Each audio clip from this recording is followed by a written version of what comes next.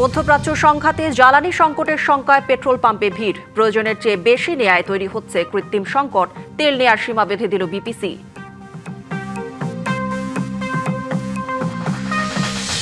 মানবাধিকার ও মত প্রকাশের স্বাধীনতা রক্ষায় প্রতিশ্রুতিবদ্ধ সরকার, বলেন প্রধানমন্ত্রী। দুর্নীতি মোকাবিলায় দৃঢ় পদক্ষেপ নেয়ার প্রত্যয়।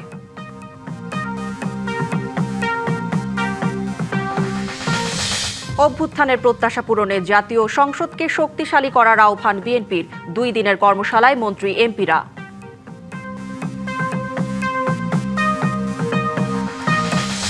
ডিপ স্টেটের পছন্দে নিয়োগ পেয়েছেন পররাষ্ট্রমন্ত্রী, দাবি জামায়াতের। রিজওয়ানা ও ডক্টর খলিলুরকে গ্রেপ্তার দাবিতে বিক্ষোভ।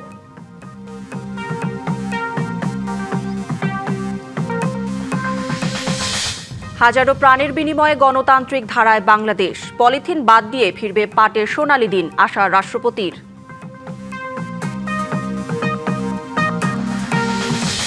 এবং ইসরায়েলের বেন গুরিয়ন বিমানবন্দরে ইরানি ক্ষেপণাস্ত্রের আঘাত। ইরানে স্থল অভিযান চালানো হবে সময়ের অপচয়, বলছেন মার্কিন প্রেসিডেন্ট।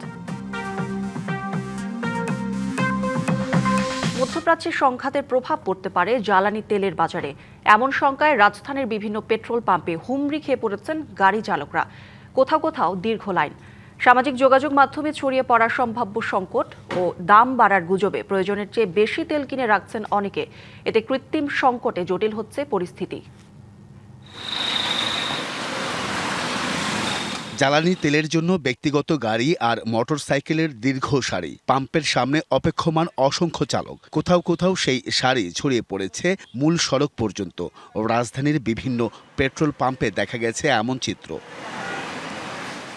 তেল সংকট বা দাম বাড়ার শঙ্কায় বৃহস্পতিবার থেকেই পাম্পে বাড়তি জ্বালানি নিতে ভিড় করছেন গ্রাহকরা। দুপুর বা বিকাল বা রাত্রে জ্যাম থাকে বেশি। এখন হয়তো সকালে আসলে তাড়াতাড়ি উঠায় নিয়ে চলে যেতে পারবো। আইসে এখানে দেখতেছি তার বিপরীত চিত্র। সামাজিক যোগাযোগ মাধ্যম সহ বিভিন্ন সূত্রে তেলের দাম বাড়তে পারে এমন খবর পেয়েই আগেভাগে তেল নিতে এসেছেন তারা। বাইকারদের কাছ থেকে শুনেছি যে তেলের সংকট হবে, এই জন্য আর তেল পাওয়া যাচ্ছে না, অনেক পাম্প বন্ধ হয়ে গেছে, এই জন্য আসা। আমি আসতে চাইছিলাম না, কালকে হঠাৎ করে আমার এক ফ্রেন্ড ফোন দিল যে যদি গাড়ি চলাস তাহলে অফিসে যাতায়াতের জন্য তেল কিছু টাঙ্কিটা বোঝাই করে রাখ। গতকাল থেকে আমরা বিভিন্ন সোশ্যাল মিডিয়ায় বা ফেসবুক বা ভাই ব্রাদার অনেকেই দেখে ভিডিও করে পাঠায় যে পাম্প স্টেশনগুলোতে অনেক ভিড়, তেলের সংকট, তেল নিয়ে রাখেন। 5 দিন চলার মতো তেল থাকার পরও অনেকেই ট্যাঙ্ক ভরে নিচ্ছেন। চালকদের কেউ কেউ বলছেন এতে কৃত্রিম সংকট তৈরি হচ্ছে। যারা এটা রেগুলার না, তারপরেও তারা দেখেন যে তেল এখান থেকে নিচ্ছে, নেওয়ার পর তারা স্টক করতেছে। অনেকে বেশি করে তেল নিতেছে আর অনেকে স্টক করতেছে ব্যবসায়ীরা, যার কারণে এই পাম্পের উপর চাপ পড়ছে। কেউ 2 ঘন্টা, কেউ তারও বেশি সময় ধরে লাইনে দাঁড়িয়ে আছেন। যত সময় লাগুক, উদ্দেশ্য একটাই, ট্যাঙ্ক ভরে তেল না। শুনতেছি একটা ক্রাইসিস পড়বে, আপাতত টাঙ্কিতে যেটুক ধরে একটু রাখতে যাচ্ছি। আমরা আবার হুজুকের মানুষ তো, একটা কিছু শুনলেই ওটাকে সিরিয়াস নিয়ে নেই আর কি। এটা জাতিগত সমস্যা। মোটরসাইকেল চালকদের কারো কারো অভিযোগ, অনেকেই বাসায় তেল রেখে আবার পাম্পে এসে তেল নিচ্ছেন। ফলে পরিস্থিতি আরো জটিল হচ্ছে। তেল শেষ হয়ে যাবে এই আশঙ্কার জন্য তারা তেল ভরে নিয়ে বাসায় গিয়ে ট্যাঙ্কিটা আনলোড করে আবার আসছে, যার কারণে এই যে প্রেশারটা। ম্যাক্সিমাম গাড়িতে তেল আছে, কিন্তু আমাদের ট্যাঙ্কি লোড করে রাখতে হবে। এটা হচ্ছে মানে আমরা বাঙালি হুজুকে যে একটা মাতলামি করি, ওই জিনিসটা আমরা করতেছি, সবসময় দেখতেছি। গুজব ছড়াচ্ছে, মানুষের মাথার ভিতরে একটা ঢুকেছে, পাম্পে দিকে তেল দিচ্ছে না। আবার কিছু অসাধু ব্যবসায়ীও আছে, পাম্প বন্ধ করে দিচ্ছে, তারা এই সুযোগ নিচ্ছে। একেবারে গুজব। সরকার থেকে আমাদেরকে এখনো বলে নাই যে আমরা তেলের আপনাদেরকে রেশনিং করে দিছি অথবা তেল কম আছে। যাদের ট্যাঙ্ক ক্যাপাসিটি একটু কম, কিন্তু সারা দিন সারা রাত চালাইছে, ওরা তো আর বাড়তেছে না। এদিকে জ্বালানি বিভাগ জানিয়েছে বর্তমানে দেশে ডিজেল 14 দিন, অকটেন 28 দিন, পেট্রোল 15 দিন, ফার্নেস অয়েল 93 দিন এবং জেট ফুয়েলের 55 দিনের মজুত রয়েছে। সরবরাহ স্বাভাবিক রাখতে 2রা মার্চ পর্যন্ত 7টি জাহাজের এলসি সম্পন্ন হয়েছে। Ariful Islam, DBC news, Dhaka. রাজধানীর বাইরে তেলের পাম্পগুলোতে সাময়িক চাপ থাকলেও তেল সরবরাহ ও বিক্রি স্বাভাবিক রয়েছে। কয়েকটি পাম্পে দেখা গেছে বাড়তি চাপ। তেল সংকট দেখা দিতে পারে এমন শঙ্কায় আগেভাগেই ট্যাঙ্ক পূর্ণ করছেন চালকরা। এদিকে পাম্প মালিকরা বলছেন একসঙ্গে অনেক গ্রাহক তেল নিতে আসায় কিছু পাম্পে চাপ তৈরি হচ্ছে। মধ্যপ্রাচ্যের যুদ্ধ পরিস্থিতিতে তেল সংকট দেখা দিতে পারে এমন শঙ্কায় রাজধানীর বাইরে বিভিন্ন জেলার পাম্পগুলোতে বাড়তি চাপ দেখা দিয়েছে। রাজশাহীতে জ্বালানি তেলের পাম্পে ভিড় করছেন মোটরসাইকেল চালক ও বিভিন্ন যানবাহন চালকরা। স্টেশন মালিকরা বলছেন সবাই আতঙ্কিত হয়ে বেশি করে তেল নিয়ে রাখছে। আর আমরা জানি যে তেল হরমুজ প্রণালী দিয়ে আসে, এখন এই জন্য আমরা নিতে আসছি, হয়তো বাংলাদেশের তেল হয়তো শেষ হয়ে যাবে, এই ধারণা থেকে আমরা তাড়াতাড়ি তেল নিচ্ছি। সবাই ভয় করছে যে কোনো সময় তেলের দাম বাড়বে, যার কারণে অস্থিরতার কারণে আমরা সবাই মনে করছি যে ট্যাঙ্কি লোড করে নিয়ে রাখি। 2 তারিখ থেকে হঠাৎ কাস্টমার আমাদের বাড়তে শুরু করেছে, আমরা নিজেও জানি না কেন বাড়তে শুরু করেছে। আর যেদিন থেকে বিপিসি চেয়ারম্যান ঘোষণা করেছে যে এতদিনে মজুদ আছে, সেদিন থেকেই আমাদের এরকম চাপ শুরু হয়ে গেছে। যুদ্ধ শুরু হওয়ার পরের দিন থেকেই একটা আতঙ্ক তৈরি হয়ে গেছে যে তেল পাওয়া যাবে কি পাওয়া যাবে না, ওই আশঙ্কা থেকে মানুষ এত ভিড় করছে পাম্পে। আমাদের বাংলাদেশে আপাতত এখন পর্যন্ত কোনো সমস্যা নাই। সংকট আতঙ্কে চাঁপাইনবাবগঞ্জ ও চুয়াডাঙ্গায় তেল নিতে পাম্পগুলোতে স্বাভাবিকের তুলনায় ভিড় বেড়েছে। মধ্যপ্রাচ্য যুদ্ধ পরিস্থিতিতে তেলের সংকট দেখা দিতে পারে এমন শঙ্কা ক্রেতাদের। পাম্প মালিকরা বলছেন জ্বালানি তেলের সংকট নেই, তবে একসঙ্গে গ্রাহক বেড়ে যাওয়ায় চাপ দেখা দিয়েছে। তাই প্রয়োজনের অতিরিক্ত তেল না কেনার আহ্বান তাদের। আমাদের এখানে যেটুকু তেল আছে সেটুকু সবাইকে 200 টাকা করে দিচ্ছি। প্রত্যেকটা মানুষ আছে ট্যাঙ্কি ভর্তি করার জন্য জোর বুক করেছে তেল নিচ্ছে। একটা মোটরসাইকেলকে 300 টাকা করে তেল দিলে সে দিনে 4 বার তেল নিচ্ছে। তবে বরিশালের চিত্র অনেকটা স্বাভাবিক দিনের মতো। এছাড়া সারা দেশেই কিছু কিছু জায়গায় সাময়িক চাপ থাকলেও তেল সরবরাহ ও বিক্রি স্বাভাবিক রয়েছে। লিখন খাদ্য ভৌমিক, ডিবিসি নিউজ ডেস্ক। এবার ফিলিং স্টেশন থেকে তেল সরবরাহের সীমা বেঁধে দিয়েছে বাংলাদেশ পেট্রোলিয়াম কর্পোরেশন বিপিসি। শুক্রবার বিপিসির এক প্রজ্ঞাপনে এই নির্দেশনা জানানো হয়। এতে বলা হয় মোটরসাইকেলে দিনে 2 লিটার পেট্রোল বা অকটেন নিতে পারবে, ব্যক্তিগত গাড়ির ক্ষেত্রে নেওয়া যাবে 10 লিটার তেল, জিপ ও মাইক্রোবাস দিনে পাবে 20 থেকে 25 লিটার, পিকআপ বা লোকাল বাস দিনে ডিজেল নিতে পারবে 70 থেকে 80 লিটার, আর দূরপাল্লার বাস, ট্রাক, কাভার্ড ভ্যান ও কন্টেইনার ট্রাক দৈনিক 200 থেকে 220 লিটার তেল নিতে পারবে। মধ্যপ্রাচ্য সংঘাতের প্রভাব পড়তে পারে জ্বালানি তেলের বাজারে, এমন শঙ্কায় রাজধানী সহ দেশের বিভিন্ন পেট্রোল পাম্পে বৃহস্পতিবার থেকে তেল নেয়ার দীর্ঘ লাইন দেখা যায়। এরই পরিপ্রেক্ষিতে এই নির্দেশনা দিল সরকার।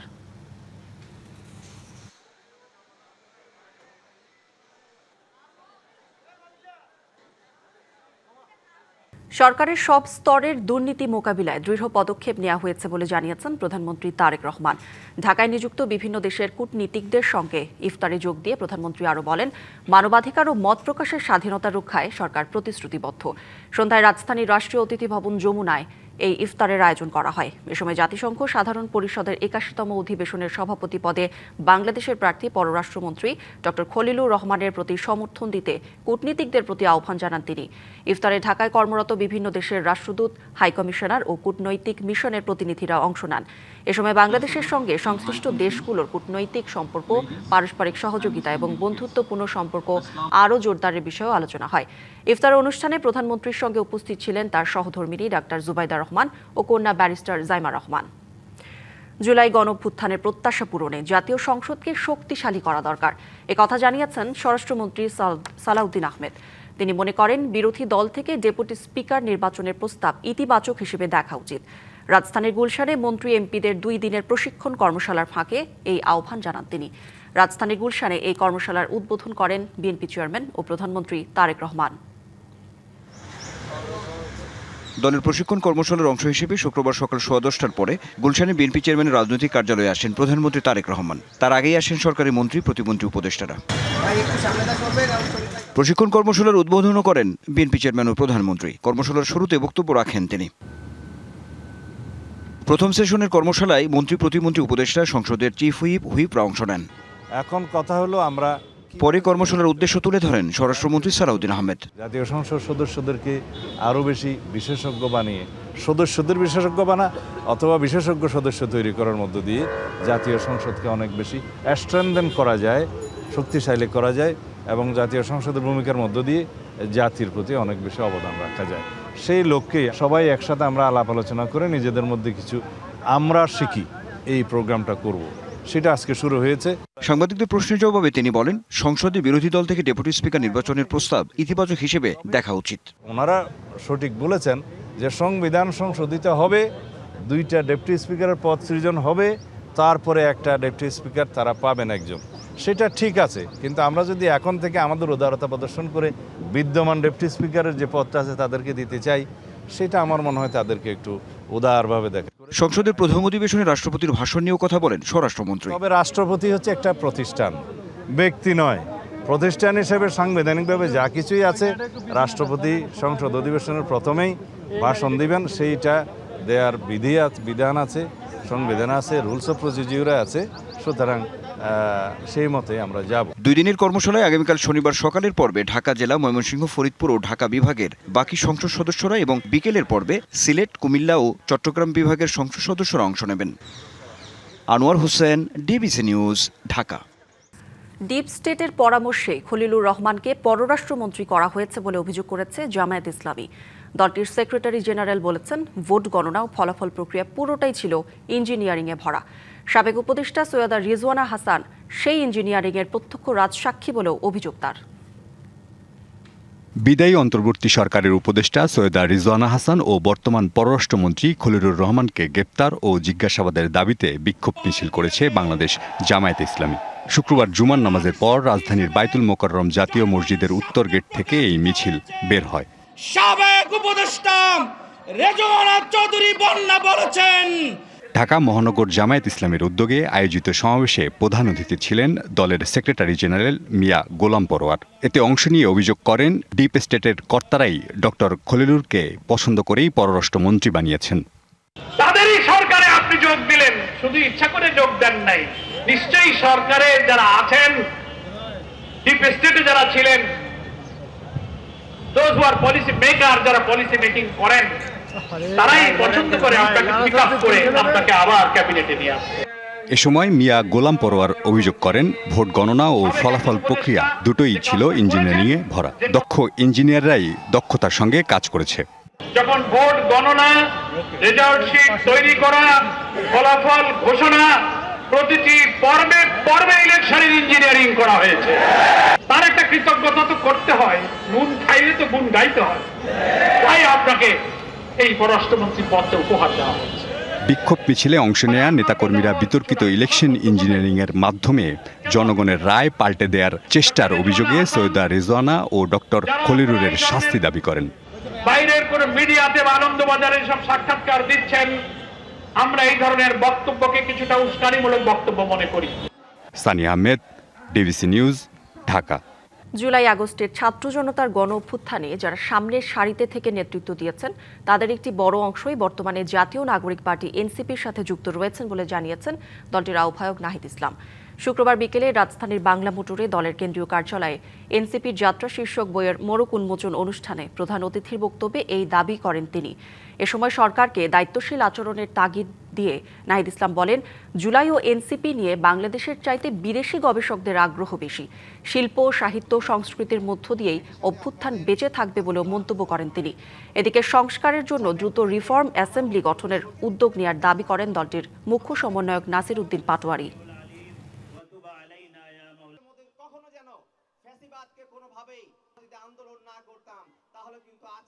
বাংলাদেশের থেকে বাংলাদেশের বাইরে যারা আন্তর্জাতিক পর্যায়ে মিডিয়া বা গবেষক আছেন, তাদের আগ্রহ অনেক বেশি। জুলাই গণ অভ্যুত্থান নিয়ে আমাদের আরও বেশি বই লেখা উচিত।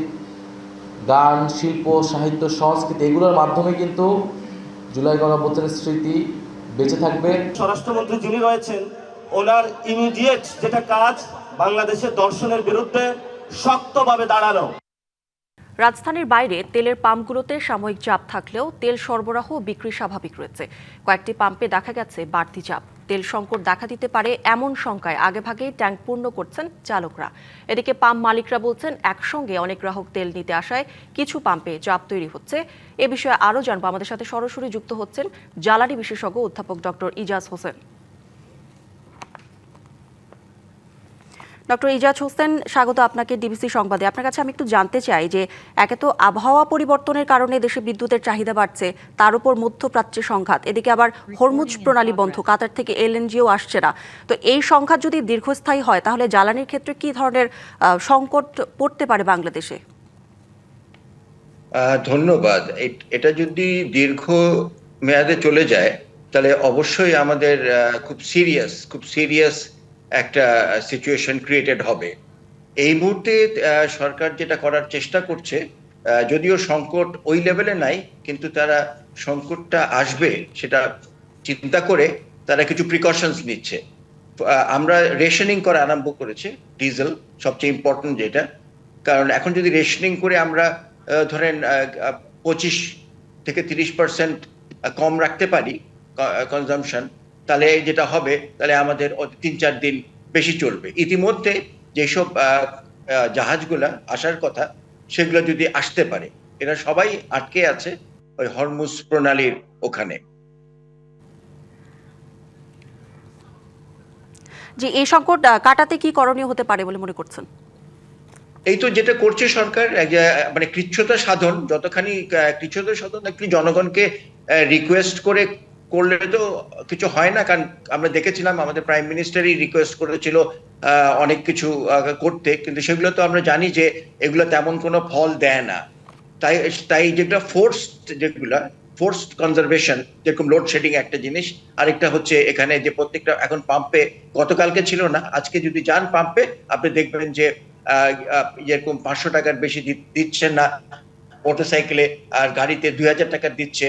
তো এগুলাই আর কি বলে যে একটা রেশনিং। হ্যাঁ, রেশনিং, এটার মাধ্যমে যেটা হয় ডিমান্ডটাকে আপনি স্লো করে দেন, এবং জনগণও দেখবে যে এখন যদি এরকম সমস্যা থাকে তাহলে আমি একটু কম গাড়ি চড়ি, আমি রিক্সায় যাই, আমি হেঁটে যাই, তখন ওইসব জিনিসপত্র হয়।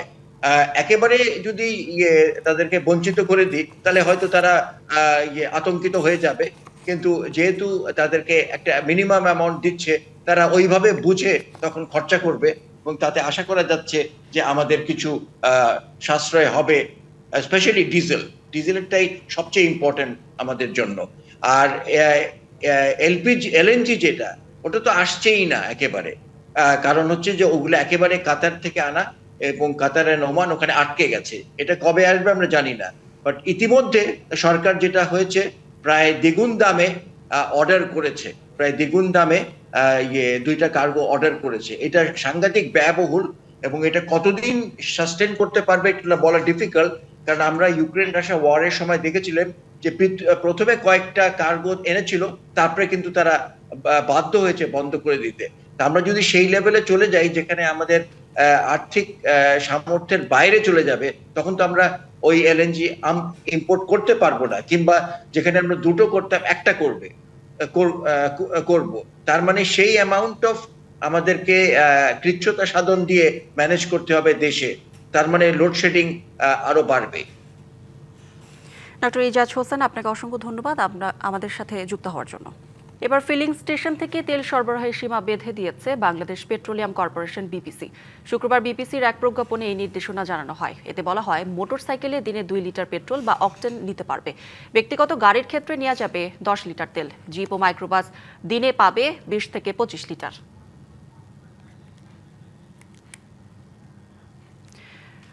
হাজারো প্রাণের বিনিময়ে গণতন্ত্রের ধারায় ফিরেছে বাংলাদেশ, এমন মন্তব্য করে শহীদদের আকাঙ্ক্ষা পূরণে জ্ঞান বিজ্ঞানে এগিয়ে যাওয়ার উপর জোর দিয়েছেন রাষ্ট্রপতি মোহাম্মদ শাহাবুদ্দিন।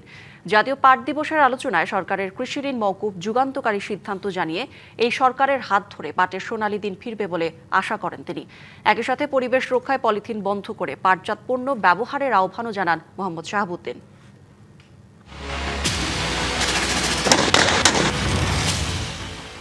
ছাত্র জনতার গণ অভ্যুত্থানে 2024 সালের 5ই আগস্ট পতন হয় আওয়ামী লীগ সরকারের। ওই আন্দোলনে গণহত্যার অভিযোগ আওয়ামী লীগ এবং অনেক কর্মকর্তার বিরুদ্ধে। এরপর অন্তর্বর্তী সরকারের প্রায় 18 মাসের মাথায় গত 12ই ফেব্রুয়ারি সুষ্ঠু ও গ্রহণযোগ্য নির্বাচনে নিরঙ্কুশ জয় পায় বিএনপি। দলটির চেয়ারম্যান তারেক রহমানের নেতৃত্বে যাত্রা শুরু হয় নতুন গণতান্ত্রিক সরকারের। নতুন সরকার দায়িত্ব নেয়ার পর শুক্রবার ওসমানী স্মৃতি মিলনায়তনে জাতীয় পাট দিবসের আয়োজনে প্রধান অতিথি হিসেবে অংশ নেন রাষ্ট্রপতি মোহাম্মদ শাহাবুদ্দিন। যদিও এর আগে দীর্ঘদিন এমন কোনো আয়োজনে অংশ নিতে দেখা যায়নি তাকে। এদিন রাষ্ট্রপতি কথা বলেন দেশের গণতান্ত্রিক ধারায় ফেরা ও শহীদদের আকাঙ্ক্ষা পূরণ নিয়ে। হাজারো মানুষের প্রাণের বিনিময়ে গণতন্ত্রের ধারায় ফিরেছে বাংলাদেশ। সকল শহীদের আকাঙ্ক্ষায় বাংলাদেশ প্রতিষ্ঠিত করতে হলে আমাদেরকে জ্ঞানে, বিজ্ঞান, প্রযুক্তিতে আরো সমৃদ্ধ হতে হবে। অর্থনৈতিক স্বাবলম্বিতা অর্জন করতে হবে। গড়ে তুলতে হবে একটি স্বনির্ভর বাংলাদেশ। নতুন সরকারের কৃষি ঋণ মওকুফের সিদ্ধান্তের প্রশংসা করে রাষ্ট্রপতি বলেন, এতে উপকার পাবেন কৃষকরা। নতুন সরকার দায়িত্ব গ্রহণের 10 দিনের মাথায় কৃষকদের 10,000 টাকা পর্যন্ত কৃষি ঋণ সুদ সহ মওকুফ করার যুগান্তকারী সিদ্ধান্ত গ্রহণ করেছে। বর্তমান কৃষি এবং কৃষক বান্ধব সরকার আগামী 1 বৈশাখ অর্থাৎ 14 এপ্রিল থেকে পর্যায়ক্রমে কৃষক কার্ড বিতরণ শুরু করবে। তার আশা, এই সরকারের হাত ধরেই সোনালী দিন ফিরবে পাটের। আমাদের বিশ্বাস, বর্তমান জনবান্ধব সরকারের হাত ধরে পাট খাতে সোনালী দিন ফিরে আসবে। সৃষ্টি হবে নতুন নতুন কর্মসংস্থান, ঘটবে জনগণের ভাগ্য উন্নয়ন। বাংলাদেশ হবে বিশ্বে সোনালী প্রাকৃতিক তন্তুর এক অনন্য নেতৃত্বদানকারী দেশ। পরিবেশ রক্ষায় পলিথিন ব্যবহার বন্ধ করে পাটজাত পণ্য ব্যবহারের আহ্বানও জানান রাষ্ট্রপতি। পরিবেশের জন্য মারাত্মক ক্ষতিকর পলিথিন ব্যাগ পরিহার করুন। শেষে 9 দিন ব্যাপী পাট পণ্যের মেলার উদ্বোধন করেন রাষ্ট্রপতি। বাংলাদেশ জিন্দাবাদ। এদিন পাট খাতে বিশেষ অবদানের জন্য 12 ক্যাটাগরিতে 9 ব্যক্তি ও প্রতিষ্ঠানকে দেয়া হয় সম্মাননা। মনিরুল সোহাগ, ডিবিসি নিউজ, ঢাকা। রমজানে বরিশাল নগরীতে জমে উঠেছে ইফতার সামগ্রীর বেচাকেনা। বাহারি আয়োজন আর সুস্বাদু খাবারের পসরা বসেছে বাজারে। তবে দ্রব্যমূল্যের ঊর্ধ্বগতিতে কিছুটা বর্ণহীন নিম্ন আয়ের মানুষের ইফতার। দুপুর গড়াতেই বরিশালের বাতাসে ভেসে ওঠে ইফতারের সুঘ্রাণ। কড়াই ভরা তেলে লালচে হয়ে ওঠা বেগুনি, রসে টইটুম্বুর জিলাপি আর ছোলা হালিমের উষ্ণ ধোয়া, সব মিলিয়ে যেন রঙিন এক আয়োজন। চকবাজার, সদর রোড, নথুল্লাবাদ কিংবা নতুন বাজার সবখানেই ব্যস্ততা, হাকডাক আর ক্রেতাদের ভিড়। বাচ্চারা তো চিকেন ফ্রাইটা পছন্দ করে, চিকেন ওখানে কাবাব আছে ওটা পছন্দ করে, রিজনেবল প্রাইস মনে হচ্ছে আমার কাছে। কত বছরের মতনই এখানে হালিমটাই আমার ভালো লাগে, তাই জন্য হালিমটা নিলাম। আর এবার দেখলাম এখানে তেহারিও আছে, তো তেহারিও নিলাম। বিক্রেতাদের চোখেও আশা, সারাদিনের প্রস্তুতি, আয় ব্যয় আর নতুন পণ্যের পরিচিতি সব মিলিয়ে এ মাসেই যেন তাদের স্বপ্নের হিসাব মেলে। এখানের খাবারগুলো খুবই সুস্বাদু এবং আমরা চেষ্টা করি সবসময় মানুষদেরকে ভালো খাওয়ানোর চেষ্টা করি, ট্রাই করি আমরা। আলহামদুলিল্লাহ খুবই ভালো চলতেছে। জাস্ট আমাদের লোকাল ক্রাউডটাকে আমাদের কাছে আনার জন্য যতটুকু দরকার একদম মিনিমাম লেভেলে আছে। এটা আমাদের আসলে একদম, যদি মিডল ক্লাসটাতে অবশ্যই আমরা পারতেছি, এছাড়া যদি লোয়ার মিডল ক্লাসটা তারাও আমাদের ফুডটা অ্যাফোর্ড করতে পারতেছে। তবে একই শহরে আরেকটি দৃশ্যও আছে। দিনভর রোদে পোড়া খেটে খাওয়া নিম্ন আয়ের মানুষের কাছে দামি ইফতার যেন কল্পনা মাত্র। আমার মতো এইসব দোকান দিয়ে ইফতার কেনা সম্ভব হয় না। সাধারণ ওই ফুটপাতের ইফতারের দোকান থেকে এই সমস্ত জায়গায় দেয় কিনি। এদিকে জেলা প্রশাসক জানায়, বাজার তদারকির পাশাপাশি উদ্যোগ রয়েছে অসহায়দের কাছে ইফতার পৌঁছে দেওয়ার। আমাদের নিরাপদ খাদ্যের একটি ভ্রাম্যমাণ ল্যাবরেটরি আছে, তো আমরা চেষ্টা করব যে এটা ভালোভাবে এই রমজানের মধ্যে মনিটর করার জন্য। রমজান শেখায় ভাগ করে নেয়ার কথা। ইফতার বাজারে যেমন রঙিন আয়োজন, তেমনি আছে নীরব অভাবের গল্প। সহমর্মিতার হাত বাড়ালেই হয়তো মিলবে প্রকৃত স্বস্তি। Ziyad Mahmud, DBC news, Barishal. মধ্যপ্রাচ্যের যুদ্ধের 7ম দিনেও ইরান এবং ইসরায়েল ও যুক্তরাষ্ট্র পাল্টাপাল্টি হামলা অব্যাহত রেখেছে। ইসরায়েলের প্রধান বিমানবন্দর বেন গুরিয়নে আঘাত এনেছে ইরানের ছোড়া ক্ষেপণাস্ত্র। কাতার, বাহরাইন, কুয়েতের মার্কিন ঘাঁটিতেও হামলা অব্যাহত রেখেছে তেহরান।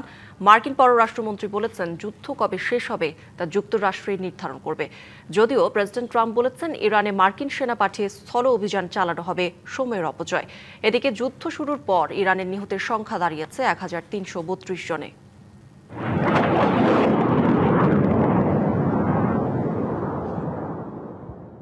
বৃহস্পতিবার তেহরানে হামলা আরও জোরদার করেছে যুক্তরাষ্ট্র ও ইসরায়েল। হামলায় 3000-এর বেশি বেসামরিক স্থাপনা ক্ষতিগ্রস্ত হয়েছে বলেও জানিয়েছে রেড ক্রিসেন্ট। বেশিরভাগ লক্ষ্যবস্তুই ঘনবসতিপূর্ণ আবাসিক এলাকায় ছিল বলে জানিয়েছে সংস্থাটি। বৃহস্পতিবার যৌথ এ হামলাকে সবচেয়ে ভয়াবহ হিসেবে উল্লেখ করেছে ইরানিরা। এর পাল্টায় সৌদি আরব, বাহরাইন সহ মধ্যপ্রাচ্যের বেশ কয়েকটি দেশে মার্কিন ঘাঁটিতে হামলা চালিয়েছে তেহরান। হামলা প্রতিহতের দাবি করেছে সৌদি আরবের প্রতিরক্ষা মন্ত্রণালয়। রাজধানীর কাছে বেশ কয়েকটি ড্রোনকে ভূপাতিত করার তথ্য দিয়েছে রিয়াদ। এদিকে বাহরাইনের আকাশসীমার দিকে ইরানের ছোড়া 78টি ক্ষেপণাস্ত্র ও 143টি ড্রোন ধ্বংস করা হয়েছে বলে দাবি করেছে দেশটির প্রতিরক্ষা বাহিনী।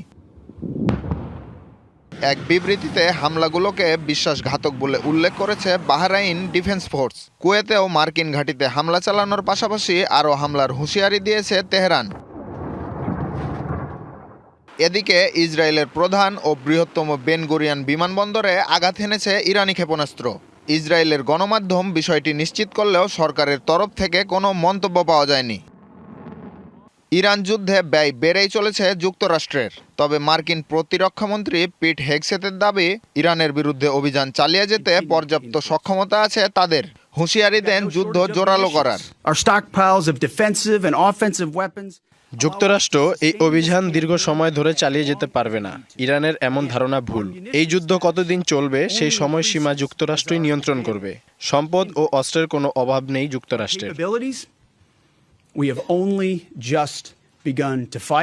তবে মার্কিন প্রেসিডেন্ট ট্রাম্প মনে করেন এ মুহূর্তে ইরানে মার্কিন সেনা পাঠিয়ে স্থল অভিযান চালানোর বিষয়টি সময়ের অপচয়।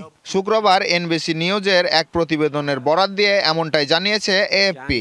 এর আগে ইরানের পররাষ্ট্রমন্ত্রী আব্বাস আরাকচি হুঁশিয়ারি দেন, স্থল হামলা চালালে বিপর্যয়ের মুখে পড়বে আগ্রাসীরা। এমন হুমকি পাল্টা হুমকির মাঝে মধ্যপ্রাচ্যে বিভিন্ন দেশে মার্কিন ঘাঁটিতে হামলা অব্যাহত রেখেছে ইরান। সামিউল ইসলাম, ডিবিসি নিউজ ডেস্ক। নেপালের পার্লামেন্ট নির্বাচনে বড় ব্যবধানে জয়ের পথে দেশটিতে সাম্প্রতিক গণ অভ্যুত্থানে নেতৃত্ব দেয়া রাষ্ট্রীয় স্বতন্ত্র পার্টি আরএসপি। শেষ খবর পাওয়া পর্যন্ত দলটি প্রায় ১১০টি আসনে এগিয়ে আছে। সমান সংখ্যক 11টি করে আসনে এগিয়ে থেকে নিকটতম অবস্থানে রয়েছে নেপালি কংগ্রেস ও Communist Party of Nepal UML. অন্য দলগুলোর মধ্যে শ্রম সংস্কৃতি পার্টি 4টি আসনে এবং রাষ্ট্রীয় প্রজাতন্ত্র পার্টি ও জনতা সমাজবাদী পার্টি নেপাল 1টি করে আসনে এগিয়ে রয়েছে। 3 বছর আগে গঠিত আরএসপিতে 35 বছর বয়সী জনপ্রিয় র্যাপার ও কাঠমান্ডুর সাবেক মেয়র বালেন্দ্র শাহ গত জানুয়ারিতে যোগ দেন এবং দলটির প্রধানমন্ত্রী পদপ্রার্থী হন। গত সেপ্টেম্বর তরুণদের নেতৃত্বে হওয়া গণবিক্ষোভে 77 জন নিহত হয় এবং তৎকালীন প্রধানমন্ত্রী কেপি শর্মা ওলি পদত্যাগ করতে বাধ্য হন। সেই ঘটনার পর এটি নেপালের প্রথম সাধারণ নির্বাচন। দুর্নীতিবিরোধী জেনজি বিক্ষোভের পর অনুষ্ঠিত সাধারণ নির্বাচনে প্রায় 2 দশকের মধ্যে সবচেয়ে কম ভোট পড়েছে। নির্বাচন কমিশন জানিয়েছে দেশটির মোট ভোটারের মাত্র 58.7% ভোট দিয়েছে। সংবাদে এই ছিল এখনকার মতো। ডিবিসির সঙ্গেই থাকুন।